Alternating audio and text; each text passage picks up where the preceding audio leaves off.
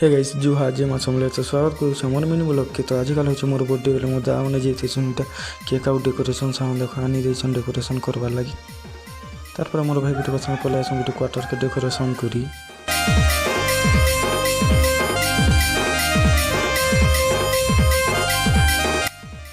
Decoration कर सारा पर एटा देखो मु केक काटुछन मोर मां और मोर बापा भी पाखे अछन देखो।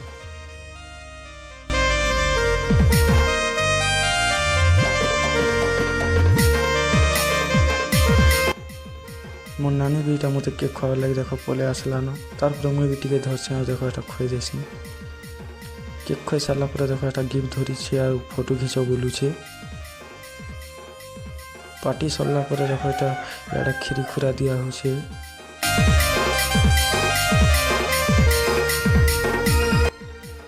खीरी आ पूरी दे सारा पर देखो इमा गंदा खाउ छंदी। खीरी आ पूरी खाई सारा पर देखो एटा भात आ तुन दउछन मोर दीदी आ मोर मई करी। खाई खुआ सारा पर मुई मोर क्वार्टर के पले आसनी ना। तो आज ब्लॉग वीडियो रहते मिलमा और कुछ नया ब्लॉग वीडियो रहे। Bye bye.